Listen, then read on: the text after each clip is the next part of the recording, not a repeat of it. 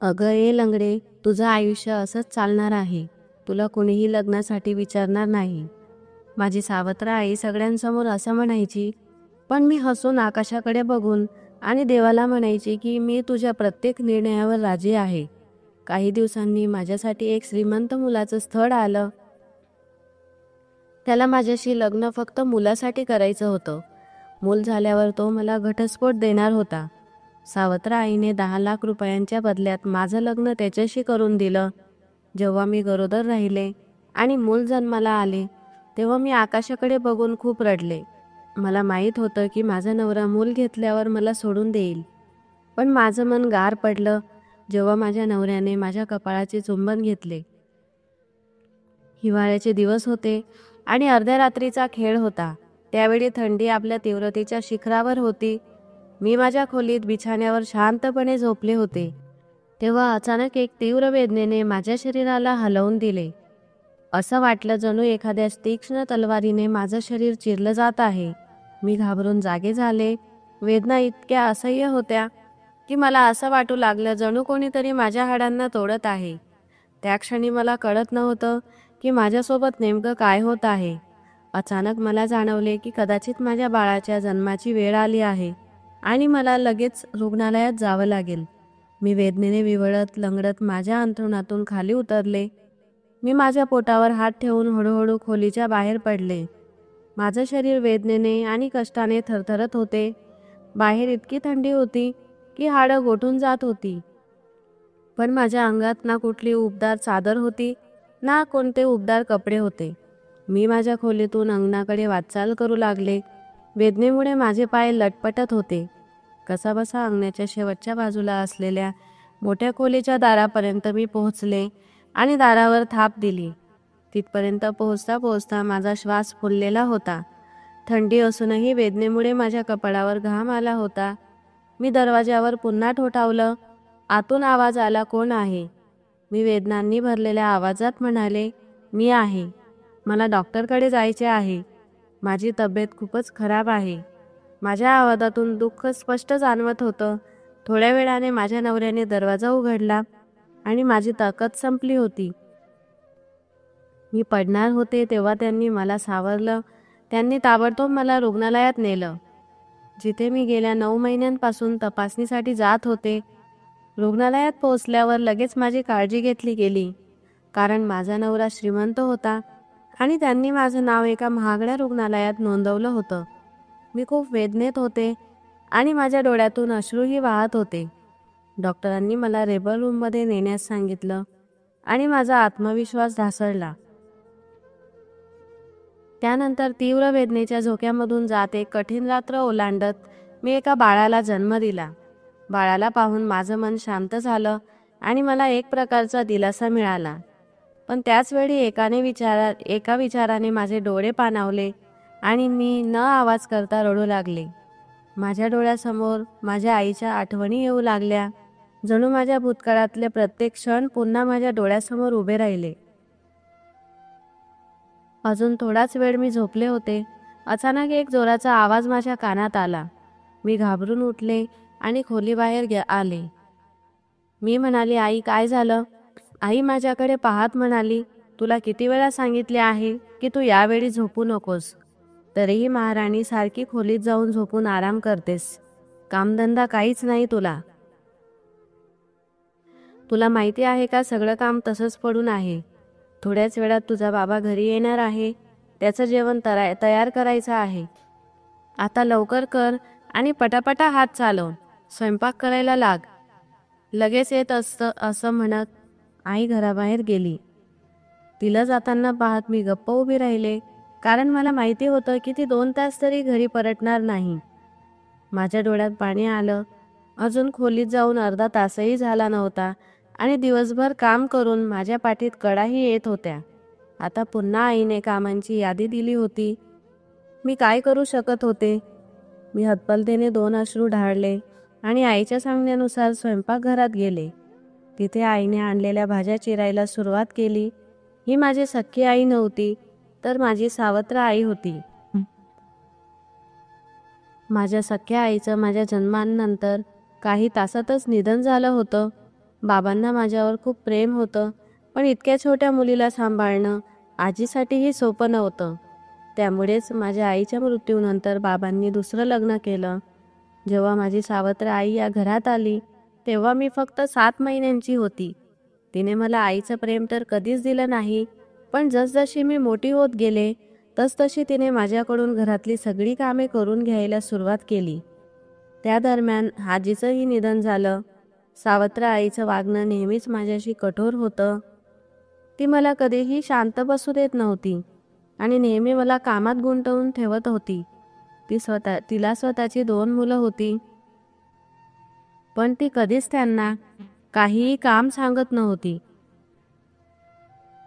जेव्हा तिला कशासाठी मदतीची गरज पडायची, तेव्हा नेहमी ती मलाच बोलवायची.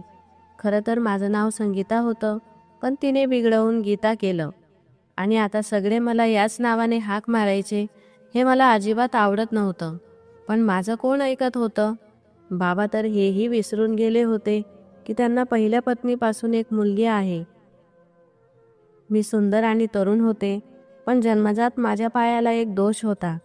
माझा पाय थोडासा वाकडा होता, त्यामुळे मी थोडी लंगडत चालायचे. सावत्र आईला माझा हा दोष खूप आनंद देत असे. ती नेहमी माझ्या दोषाची टर उडवायची आणि मला लंगडी म्हणायची. बाबा घराबाहेर गेल्यानंतर तिच्या या टोमण्यांचा उपहास आणखीच वाढायचा. तिच्या बोलण्याने माझं मन रक्ताच्या अश्रूंनी रडायचं. शाळेत सुद्धा मुली माझी चेष्टा करायच्या आणि लंगडी म्हणत चिडवायच्या, पण त्यांच्या बोलण्याकडे मी जास्त लक्ष द्यायचे नाही, कारण त्या लहान होत्या आणि त्यांच्या विचारसरणीही छोट्या होत्या. मला नेहमी वाटायचं की देवाने जसं बनवलं आहे ते सर्वोत्कृष्ट आहे. माझी आजी मला नेहमी समजवायची की देवाच्या निर्मितीत दोष शोधणं म्हणजे त्याच्या इच्छेविरुद्ध जाणं आहे. तिच्या या शिकवणीने मला नेहमी आधार दिला आणि मला खंबीर बनवलं. म्हणूनच मी कधीच देवाकडे तक्रार केली नाही की त्याने मला असं का बनवलं. तरीसुद्धा जेव्हा माझी सावत्र आई मला लंगडी म्हणत असे, तेव्हा तिचं ते टोमणं माझ्या मनाला खोलवर जखम करायचं. मॅट्रिकची परीक्षा झाल्यावर जेव्हा मी घरी राहू लागले, तेव्हा आईने मला घरच्या कामांमध्ये गुंतवून ठेवलं. कामाच्या बहाण्याने ती मला नेहमी लंगडी म्हणायची. वडिलांच्या समोर ती कधीच माझ्या या कमतरतेचा उल्लेखही करत नसे, पण त्यांच्या अनुपस्थितीत तिच्या ओठांवर नेहमीच तो शब्द असायचा. मी शांतपणे अश्रू गिळून काम करत राहायचे. आता मी 20 वर्षांची झाले होते. एके दिवशी वडिलांना जेवण देण्यासाठी मी त्यांच्या जवळ गेले. त्यांनी माझ्याकडे पाहिलं आणि एकदमच थबकले. त्यांच्या नजरा मला बारकाईने निहाळत होत्या. मी घाबरले आणि तिथून लगेच निघून गेले. मला खूप विचित्र वाटत होतं, कारण वडिलांनी आजपर्यंत मला अशा नजरेने पाहिलंच नव्हतं. थोड्या वेळाने वडिलांनी माझ्या सावत्र आईला बोलावले आणि म्हणाले, "अगं गीता एवढी मोठी झाली, मला कळालंच नाही. तू तिची आई आहेस, तिच्यासाठी एखादं चांगलं स्थळ बघ. माझ्या मते हीच योग्य वेळ आहे तिचं लग्न करण्याची." वडिलांच्या या शब्दाने सावत्र आईसुद्धा एकदम गडबडून गेली. ती मला काहीशा विचारपूर्ण नजरेने पाहू लागली, पण मग म्हणाली, "तुम्ही काळजी करू नका, मी तिच्यासाठी एखादं चांगलं स्थळ शोधेल. आता तुम्ही जेवण करून घ्या, जेवण थंड होतंय." आईने वडिलांचे लक्ष विचलित करण्याचा प्रयत्न केला, पण मी आतून चकित झाले. ही पहिलीच वेळ होती जेव्हा वडिलांना जाणवलं की आता मी मोठी झाली आहे. यापूर्वी त्यांनी याबद्दल कधीच विचारही केला नव्हता आणि आता जेव्हा त्यांच्या लक्षात आलं, तेव्हा ते माझी इतकी काळजी करू लागले. हा विचार करूनच मला आनंदही झाला. यानंतरचे काही दिवस झपाट्याने निघून गेले, पण त्या दिवशीच्या चर्चेनंतर वडील याबद्दल काहीही बोलले नाही आणि आईने देखील काही चर्चा केली नाही. मात्र मी पाहिलं होतं की आई अनेकदा नातेसंबंध जुळवणाऱ्या मावशींसोबत काही चर्चा करत असे, पण मला काहीही समजत नव्हतं. एक दिवस अचानक आईने मला सांगितलं, "गीता, आज घराची स्वच्छता व्यवस्थित करून घे आणि चहा पाण्याची सोय कर. आज संध्याकाळी 5 वाजता काही लोक तुला बघायला येणार आहेत." मला वाटलं तुझं नातं इथे ठरेल. आईचं बोलणं ऐकून माझं हृदय जोरजोराने धडधडू लागलं. ही पहिलीच वेळ होती त्यामुळे भीती आणि आनंद दोन्हीही वाटत होते. माझे हात थरथरत होते. मला आशा होती की ते मला पसंत करतील, पण माझी नजर माझ्या पायाकडे गेली आणि मी चकित झाले. माझा आत्मविश्वास ढासळू लागला. मी निराश चेहरा केला. माझं मन खचू लागलं, कारण मला माहीत होतं की जगात किती सुंदर आणि परफेक्ट मुली आहेत ज्या अजूनही लग्नाविना घरी आहेत, आणि माझ्या पायात तर ही जन्मजात त्रुटी आहे. मला खात्री नव्हती की कोणी मला स्वीकारेल. संध्याकाळी जेव्हा पाहुणे आले तेव्हा माझ्या मनात पुन्हा आशा निर्माण झाली. मुलगी असल्यामुळे माझ्या भावना वारंवार बदलत होत्या. असं वाटू लागलं की माझं ध्येय माझ्या जवळ येत आहे. जेव्हा मी चहा घेऊन बैठक खोलीत पोहोचले तेव्हा घाईघाईत माझ्या हातातून चहा हलकासा सांडला. माझ्या सावत्र आईने पटकन चहा टेबलावर ठेवला. मी घाबरून खुर्चीवर बसले. खोलीत एकदम शांतता पसरली होती. तेवढ्यात पाहुण्यांपैकी कोणीतरी माझ्या पायाच्या अपंगत्वाबद्दल विचारले. माझ्या सावत्र आईने सांगितले, ही जन्मजात कमतरता आहे, त्यामुळे यावर उपचारही होऊ शकला नाही. यानंतर पुन्हा खोलीत शांतता पसरली. मुलाच्या आईने म्हटले, माझ्या मुलाला सुंदर मुलगी हवी आहे, पण अपंग बायको तो कधीच स्वीकारणार नाही. असे म्हणून ते काहीही न खाता पिता तेथून निघून गेले.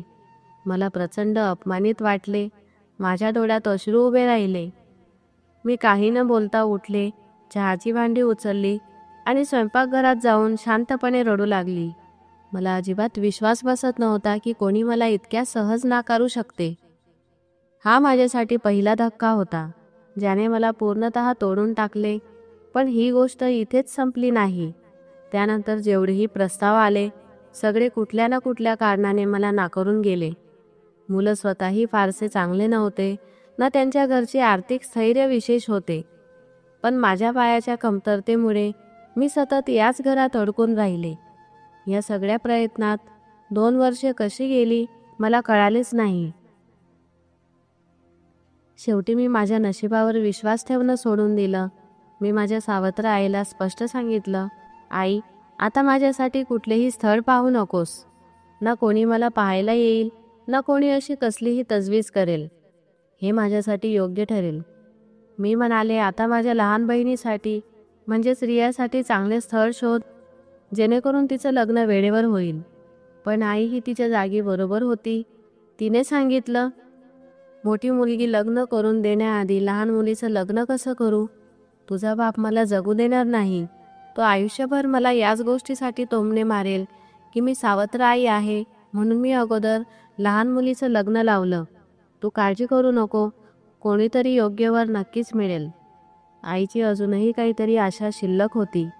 मी आश्चर्याने तिच्या चेहऱ्याकडे पाहिले आणि विचार केला की तिला माझ्याबद्दल किती अपेक्षा आहेत. पण मला माहीत नव्हते की आईच्या मनात काय चालले आहे. जर मला आधीच कळाले असते तर मी तिला स्पष्टपणे नकार दिला असता. काही दिवस शांततेत गेले. मी आता सगळ्या अपेक्षा सोडून दिल्या होत्या. बाबासुद्धा माझ्या लग्नाबद्दल चिंतेत होते आणि आईला याबद्दल सारखे बोलत असायचे. यावर आई कधी रागवायची तर कधी मान डोलवायची. एके दिवशी आत्या आमच्या घरी आल्या आणि आईसोबत खोलीत बराच वेळ काहीतरी बोलत बसल्या. आता मला या गोष्टीत काही रस उरला नव्हता, कारण आधीच मी प्रत्येक प्रस्तावाचा शेवट काय होतो हे पाहिलं होतं. मला खात्री होती की या वेळेसही नाकारच मिळेल, म्हणून मी याबद्दल काहीही अपेक्षा ठेवली नव्हती. पण आत्या गेल्यानंतर आईच्या चेहऱ्यावर प्रचंड आनंद दिसत होता. ती माझ्या जवळ आली आणि मला म्हणाली की मी तुला सांगितलं होतं ना की कुठेतरी योग्य जुळाजुळ होईल. आता तुझ्या पसंतीनुसार आणि मर्जीप्रमाणे प्रस्ताव आला आहे. हा प्रस्ताव मोठ्या घरातून आला आहे. मुलगा खूप श्रीमंत आहे आणि त्याला तुझ्या पायाच्या दोषाबद्दलही काहीही अडचण वाटत नाही. मी आश्चर्यचकित झाले.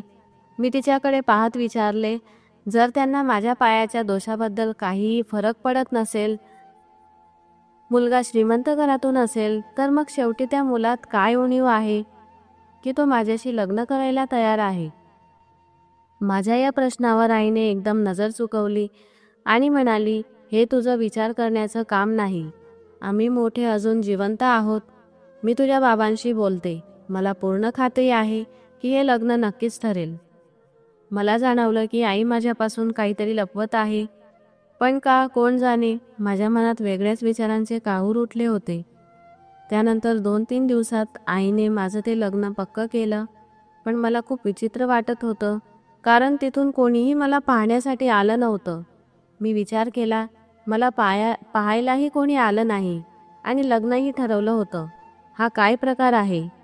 आई नेमकं काय लपवत आहे? मी आईला विचारायचं ठरवलं. पण ती म्हणाली, अगं ते मोठ्या घरचे लोक आहेत, तिथे अशाच पद्धतीने लग्न ठरवले जातात. तुझा फोटो दाखवला होता आणि त्यांना तू खूप आवडलीस, म्हणून त्यांनी लगेचच होकार दिला. तर आपल्यासाठी हे चांगलंच आहे. आपला खर्चसुद्धा वाचेल आणि तू सुखाने सासरी जाशील. त्यांनी तर हुंड्याचीही काही मागणी केली नाही. तू त्यांच्या घरी गेलीस की तुझे डोळे विस्पारून जातील. त्यांच्या वैभवामुळे तू थक्क होशील. आई मला गप्पांमध्ये गुंतवत होती, पण माझ्या मनाला काहीतरी वेगळंच वाटत होतं. मला स्पष्ट जाणवत होतं की आई काहीतरी लपवत आहे. एक दिवस अचानक आमच्या घरासमोर एक मोठी गाडी येऊन थांबली. त्यातून एक अतिशय देखणी आधुनिक वेशभूषा केलेली स्त्री खाली उतरली. तिने खूपच सुंदर पोशाख घातला होता. तिच्यासोबत एक नोकरही होता, ज्याच्या हातात मोठं ताट होतं.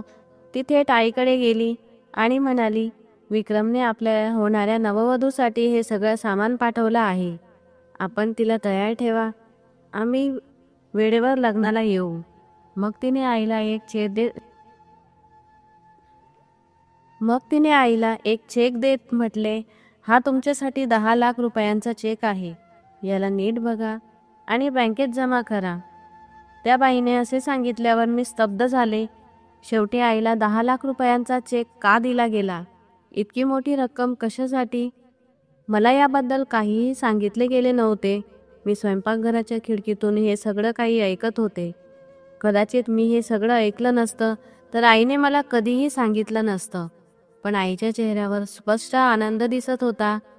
आई खूप समाधानाने त्या बाईला म्हणाली, अरे मी बघितलं आहे, काहीही प्रॉब्लेम नाही.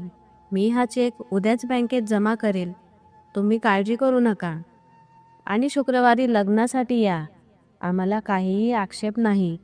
आईचं हे बोलणं ऐकून ती बाई समाधानाने हसली आणि परत गेली. जरी आईने तिला चहासाठी थांबवण्याचा प्रयत्न केला तरी ती थांबलीही नाही आणि जशी आली होती तशीच ती वेगाने निघून गेली. मी मात्र खूप संभ्रमात आणि चिंतेत होते. समजत नव्हते की आईशी कसं बोलावं. पण मग वाटलं, हा माझ्या आयुष्याचा प्रश्न आहे. मला आईशी एकदा नक्कीच बोलायला हवं आणि सत्य जाणून घ्यायला हवं. हा माझा हक्क आहे. लग्नाच्या 1-2 दिवस आधी मी आईच्या खोलीत गेले. आई त्यावेळी टीव्हीवर मोठ्या आवाजात नाटक बघत होती. वडील कामावर गेले होते आणि माझे भाऊ बहीण आपापल्या कामांमध्ये व्यस्त होते. आईने मला खोलीत येताना पाहिलं आणि विचारलं, काय झालं? तू इकडे काय करतेस? सगळं ठीक आहे ना? मी माझं बोट चाळत म्हणाले, आई मला तुला काहीतरी विचारायचं आहे. आई म्हणाली, विचार. काय विचारायचं आहे? मी क्षणभर घाबरले. वाटलं परत निघून जावं. पण मग हिंमत गोळा केली आणि विचारलं, आई, आज जी बाई आली होती ती कोण होती? आणि तू तिच्याकडून तो 10 लाख रुपयांचा चेक का घेतला? शेवटी प्रकरण काय आहे? माझ्या प्रश्नावर आईचा चेहरा थोडासा बदलला, पण ती घाबरली नाही. ती शांतपणे म्हणाली, ती सपना होती, त्या मुलाची बहीण. ती त्यांचं लग्न ठरवत आहे आणि हा 10 लाखांचा चेक तिने मला तुझं लग्न करण्यासाठी दिला आहे. कारण तो मुलगा आधीच लग्न केलेला आहे आणि मुलासाठी दुसरं लग्न करत आहे. माझ्या मते तुला यावर काहीही आक्षेप नसावा, कारण तुला माहीत आहे की तू पायाने अधू आहेस आणि तुझ्यासाठी लग्नाचा जोडीदार शोधणं किती अवघड गोष्ट आहे.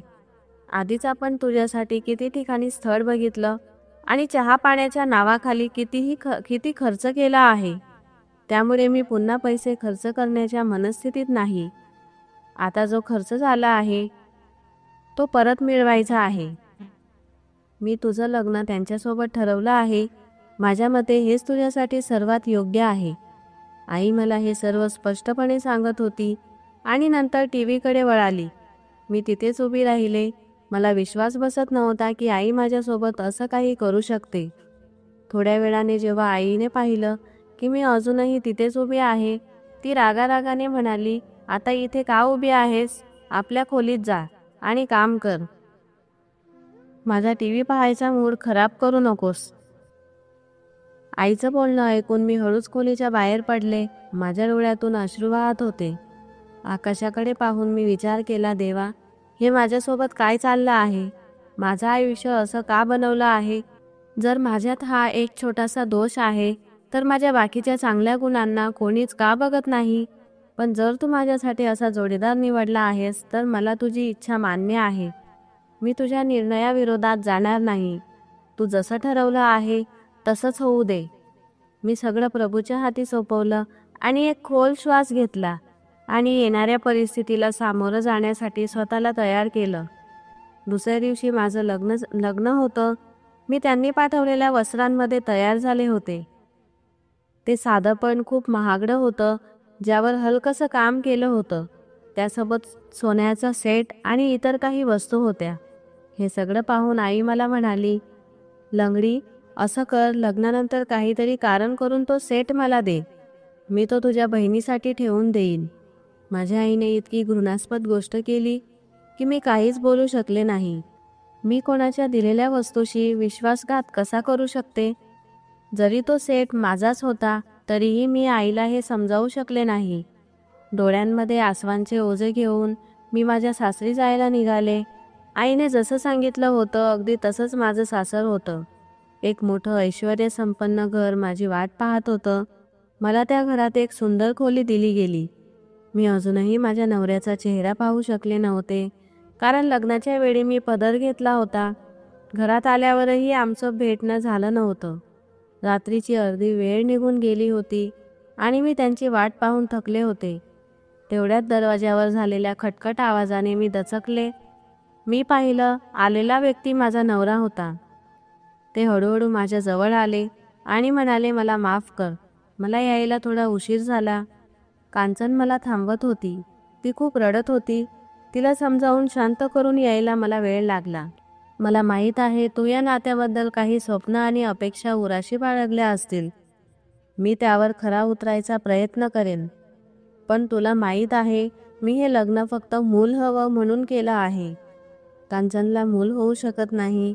आमच्या लग्नाला 5 वर्षे झाली, पण डॉक्टरांनी स्पष्ट सांगितलं की ती कधीच आई होऊ शकणार नाही. तिला मूल हवं होतं, पण निसर्गाने तिला ही गोष्ट नाकारली. मी तिला मूल दत्तक घ्यायचा सल्लाही दिला होता, पण तिने नकार दिला. तिला फक्त आमचं स्वतःचं मूल हवं होतं. म्हणूनच तिने मला दुसरं लग्न करायला सांगितले. आता मला तुझ्याकडून मूल हवं आहे आणि मग मी तुला घटस्फोट देईल. त्यानंतर तू तुझं आयुष्य तुझ्या मर्जीने जगू शकते. तुला याबद्दल काही आक्षेप नसेल. मला वाटलं तुला ही गोष्ट आधीच सांगितली असेल, कारण मी आधीच स्पष्ट सांगितलं होतं." त्याचं हे बोलणं ऐकून माझं मन तुटलं. माझ्या डोळ्यात अश्रू होते. मला विश्वास बसत नव्हता की तो व्यक्ती माझ्याकडून मूल घेऊन मला सोडून देणार आहे. मी कधीच विचार केला नव्हता की माझी आई असा मोठा निर्णय घेईल. फक्त 10 लाखासाठी तिने माझा आत्मसन्मान, माझी ओळख आणि माझं आयुष्य विकून टाकलं. तिने मला ही गोष्ट सांगायचीही तसदी घेतली नाही. पण नंतर मला स्वतःला समजलं की ती माझी सावत्र आई आहे. जर ती माझी सख्खी आई असती तर कदाचित मी या परिस्थितीत नसते. माझ्या नवऱ्याने मला पहिल्याच रात्री एक खास भेट दिली. त्यानंतर आमच्या आयुष्याची नवीन सुरुवात झाली. मला फक्त याच गोष्टीत आनंद होता की तो अधूनमधून माझी चौकशी करायचा. घर खूप मोठं होतं आणि सगळ्या सुखसोयीही होत्या आणि नोकर चाकरही होते. अजूनपर्यंत माझ्या सवतसोबत भेट झाली नव्हती. ती कशी आहे याची मला अजिबात कल्पना नव्हती. फक्त विक्रमची बहीण, जी त्या दिवशी आमच्या घरी आली होती, ती कधी कधी माझ्या भेटीला यायची आणि माझ्या गरजांची विचारपूस करायची. पण माझ्या गरजा काय होत्या? काहीच नव्हत्या. त्यामुळे मी तिला नाही म्हणायची. इथे राहून मला जवळपास 1 महिना झाला होता. एके दिवशी माझी तब्येत खूपच बिघडली आणि मी बेशुद्ध होऊन कोसळले. जेव्हा माझे डोळे उघडले तेव्हा मी रुग्णालयात होते. समोर विक्रम आणि त्याची बहीण आनंदाने हसत उभे होते. विक्रमने मला सांगितलं की मी आई होणार आहे. हे ऐकून मला खरंच विश्वास बसत नव्हता. अचानक अशी एक अनोळखी आनंदाची लहर माझ्या आयुष्यात आली, जी मी कधीच अनुभवली नव्हती. माझ्या आत एक नवीन जीव वाढत होता आणि तो विचारच मला अतुलनीय आनंद देत होता. विक्रम तर माझ्यापेक्षाही जास्त खुश होता. तो माझी खूप काळजी घेत होता. घरात फळं, दूध, ज्यूस याची काहीही कमी नव्हती. तो सतत मला बजवायचा की मला हे सगळं खाल्लंच पाहिजे. त्याचे हे प्रेम बघून मी आनंदाने नाचायचे. माझी तब्येत कधी चांगली तर कधी वाईट असायची, पण हे सुखाचे क्षण मला नव्याने जगायला शिकवत होते. विक्रम आता माझ्या खोलीत येत नव्हते. फक्त दिवसा माझी तब्येत विचारण्यासाठी यायचे आणि रात्री त्यांच्या पहिल्या पत्नीसोबत राहायचे. ही गोष्ट मला खूप मनाला लागायची, पण मी काय करू शकणार होते? पहिल्याच दिवशी विक्रमने मला सगळं काही स्पष्ट केलं होतं. त्यामुळे त्याच्यावर रागवण्याचा किंवा काही तक्रार करण्याचा मला हक्कच उरला नव्हता. म्हणून मी मनाला समजावत बसायचे. पण अशा परिस्थितीत जेव्हा मला विक्रमचा आधार सर्वात जास्त हवा होता, तेव्हा ते माझ्यासोबत नसायचे. ते रात्री त्यांच्या पत्नीसोबत वेळ घालवायचे आणि मी मात्र एकटी अस्वस्थ होऊन रात्र काढायचे. मात्र जेव्हा ते दिवसा माझ्याकडे यायचे, तेव्हा माझं मन आणि हृदय आनंदाने फुलून जायचं. त्यांच्या चेहऱ्याकडे बघत राहण्याशिवाय मला काहीही सुचत नसे. ते क्षण थांबून राहावे असं मला वाटत होतं. पण वेळ कुणासाठीही थांबत नाही, हे सत्य आहे. हळूहळू मी या एकटेपणाशी जुळवून घेतलं. दिवस झपाट्याने पुढे सरकत होता. विक्रमला त्या दिवसाची खूप आतुरता होती, जेव्हा आपलं बाळ या जगात येईल आणि तो त्याला आपल्या मिठीत घेईल. पण मला त्या दिवसाची भीती वाटत होती, कारण मला माहीत होतं की बाळाच्या जन्मानंतर विक्रम मला सोडून देतील. मला फक्त आईचं स्थान मिळेल, पण पत्नी होण्याचा सन्मान हरवेल. हाच विचार मला आतून तोडून टाकत होता. कदाचित विक्रमच्या प्रेमाने माझ्या मनावर खूप खोलवर परिणाम केला होता आणि आता त्यांना गमावण्याच्या भीतीने मी कमकुवत होत चालले होते. या काळात मी देवाकडे अधिक झुकले. रडून रडून त्यांच्याशी प्रार्थना करायचे आणि माझं दुःख त्याच्यासमोर व्यक्त करायचे. मला खात्री होती की देव माझ्यावर अन्याय होऊ देणार नाही आणि माझं आयुष्य आनंदाने भरून टाकेल. अखेर 9 महिने उलटले. त्या रात्री माझी तब्येत खालावली आणि मला दवाखान्यात नेण्यात आलं. तिथे मी एका सुंदर आणि निरोगी बाळाला जन्म दिला. बाळाला पाहताच माझ्या मनात पहिला विचार आला की आता विक्रम मला सोडून देतील आणि त्यांच्या आयुष्यातून मला काढून टाकतील. हे विचार येताच माझ्या डोळ्यातून अश्रू ओघळायला लागले आणि माझा बीपी वाढला. नर्सने मला औषध दिलं आणि मी झोपून गेले. जेव्हा मला शुद्ध आली तेव्हा मी पाहिलं की माझ्या शेजारी ठेवलेला पाळणा रिकामा होता. मी घाबरले आणि जोरात ओरडले, माझं बाळ कुठे आहे? माझं बाळ मला परत द्या. माझं किंचाळणं ऐकून नर्स धावत आली आणि म्हणाली, कृपया शांत राहा, तुमची तब्येत ठीक नाही. तुमचं बाळ नर्सरीत आहे. त्याला थोडा ताप आला होता. तिथे त्याची व्यवस्थित काळजी घेतली जात आहे. तुम्ही काहीही काळजी करू नका. हे ऐकून मी सुटकेचा श्वास सोडला. मी नर्सला विचारलं, माझे पती कुठे आहेत? ते निघून गेलेत का? नर्स म्हणाली, नाही, ते बाहेर बसले आहेत. मी त्यांना बोलावते. थोड्याच वेळात विक्रम खोलीत आले. त्यांचा चेहरा आनंदाने चमकत होता. विक्रम माझ्या जवळ आला.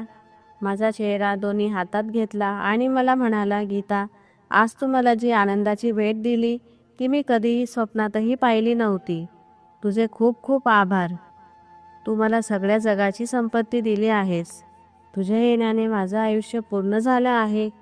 त्याच्या या शब्दांमध्ये जिव्हाळा होता आणि मला वाटलं की कदाचित देवाने माझ्या प्रार्थना ऐकल्या होत्या. तो पुढे म्हणाला, सांग गीता, तुला काय हवंय? जे काही मागशील आज मी तुला देईल. तुझ्या दिलेल्या भेटीसमोर सगळं लहान वाटतंय. तुझ्या प्रत्येक इच्छेसाठी मी माझं सगळं लुटून देईल. विक्रमच्या या भावना त्याच्या चेहऱ्यावर स्पष्ट दिसत होत्या. मी हळूच म्हटलं, विक्रम, मला काहीच नकोय. मला फक्त तुझी साथ हवी आहे. मी तुझ्यापासून दूर जाऊ शकत नाही. मला आयुष्यभर तुझ्यासोबतच राहायचं आहे. हे शक्य आहे का? माझ्या या शब्दांनी विक्रम थोडा वेळ शांत झाला, पण मग तो म्हणाला, हो गीता, हे शक्य आहे. मी सुद्धा माझ्या मुलाच्या आईला स्वतःपासून दूर करण्याचा पाप करणार नाही. मलाही वाटत होतं की मी तुला माझ्यापासून दूर ठेवू शकत नाही. काहीही झालं तरी माझा मुलगा हा तुझाही मुलगा आहे. त्याला जे प्रेम आणि काळजी देऊ शकतेस ते दुसरं कोणीही देऊ शकणार नाही.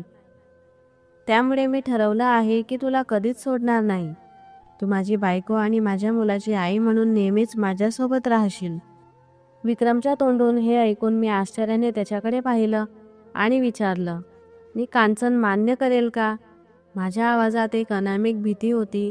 त्यावर विक्रम म्हणाला, तू काळजी करू नकोस. मी तिला समजावून सांगेल. ती माझं ऐकेल.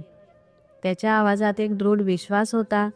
त्याच्या या शब्दांनी मला प्रचंड आनंद दिला.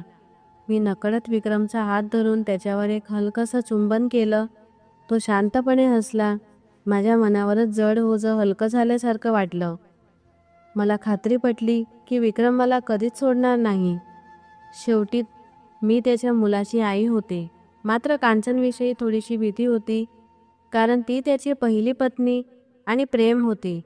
2 दिवसांनी आम्ही रुग्णालयातून घरी आलो. माझा मुलगाही आता बरा झाला होता. घरी पोहोचल्यावर कांचनने दरवाजातच मला थांबवून अधिकाराने बाळाला उचलून घेतलं. विक्रमच्या सांगण्यावरून मी तिला बाळ दिलं, पण देव जाणे का माझं मन तुटल्यासारखं वाटलं. असं वाटलं की माझी सर्वात मौल्यवान वस्तू माझ्यापासून हिरावून घेतली गेली. विक्रमने मला खोलीत सोडलं आणि दिलासा देत म्हणाला, तू काळजी करू नकोस. कांचनशी मी बोलतो. ती तुला बाळ परत देईल. काही दिवस विक्रमच्या या शब्दांवर मी फक्त मान हलवली. त्याच्या गेल्यानंतर माझी रिकामी कुशी बघून मी रडत राहिले. विक्रमचं म्हणणं खरं ठरलं. काही वेळानंतर कांचन बाळ परत घेऊन आली आणि म्हणाली, याला भूक लागली आहे. बऱ्याच वेळेपासून रडतोय. याला दूध पाजून झोपवून टाक. मी चुपचाप बाळाला दूध पाजायला लागले, कारण कांचन तेथून निघून गेली होती. त्या रात्री विक्रम घरी परतलाच नाही. त्याला हे माहीत असूनही की माझी तब्येत ठीक नाही आणि बाळामुळे मला त्रास होईल, त्याने माझी खबरही घेतली नाही. काही दिवस असेच गेले. घरात आता एक नवीन वाद सुरू झाला होता. विक्रम मला सोडायला तयार नव्हते, पण कांचन या गोष्टीवर ठाम होती की विक्रम मला घटस्फोट देऊन मुलाला तिच्या हवाली करेल. मात्र विक्रमने ते स्पष्ट सांगितले की ते मला घटस्फोट देणार नाहीत. त्यांनी कांचनला सांगितले, गीता माझ्या मुलाची आई आहे आणि मला वाटतं की माझ्या मुलाच्या संगोपनासाठी तिचा सहभाग हवा.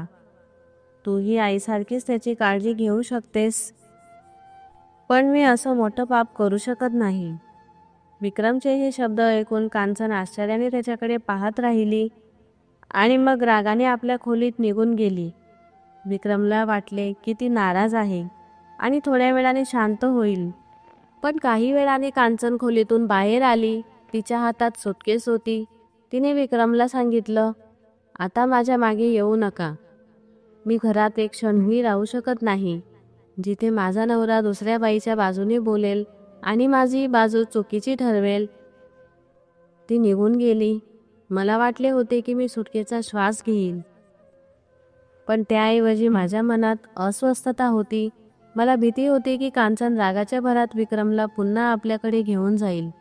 पण कांचनने शपथ घेतली होती की ती कधीच परत येणार नाही. विक्रमने तिला अनेक वेळा समजावण्याचा प्रयत्न केला, पण ती ऐकायला तयार नव्हती. हळूहळू माझ्या मनातील भीतीसुद्धा संपली. मुलाच्या आईच्या नात्याने विक्रमने मला तो सन्मान आणि स्थान द्यायला सुरुवात केली. माझे नशीब कमजोर होते. काळ जसजसा पुढे सरकला, निसर्गाने मला सगळं काही दिलं. माझ्याकडे एक सुंदर भव्य घर होतं, एक प्रेम करणारा नवरा आणि एक गोंडस मुलगा. कांचन अनेक वर्षापासून या घरातून दूर होती आणि ती परत कधीच आली नाही. विक्रमनेही तिच्याशिवाय राहण्याची सवय लावून घेतली होती. हीच गोष्ट माझ्या मनाला समाधान आणि शांती देण्यासाठी पुरेशी होती. तर मित्रांनो, ही होती आजची कथा. या कथेबद्दल तुमचं मत नक्की कमेंट बॉक्समध्ये सांगा आणि कथा आवडली असेल तर व्हिडिओला लाईक आणि सबस्क्राईब करायला विसरू नका. धन्यवाद.